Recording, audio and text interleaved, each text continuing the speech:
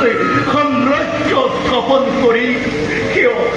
কিয় দুগুণৰ কৰতে কিয় হেৰুৱাও ইহকালে পৰকালে বন্ধ শেষ কৰি অখাই কোৱা কথাও বৰ মিছা নহয় কৃষ্ণ ভাই ককাই কৈ ৰাজপথ কেতিয়াও ডাঙৰ নহয়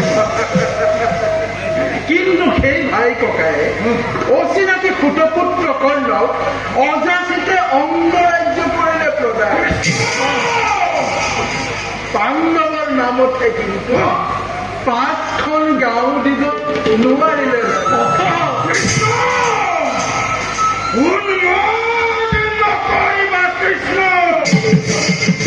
উন্মান কৰা নাই দাদা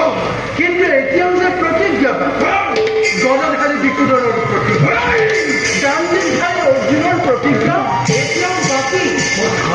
কুৰুসভাত দেখা দুৰ্যোধন আজি অক্ষত পাঞ্চালী আজিও মুক্ত দুঃশাসন দাম্ভিক কৰ্ণ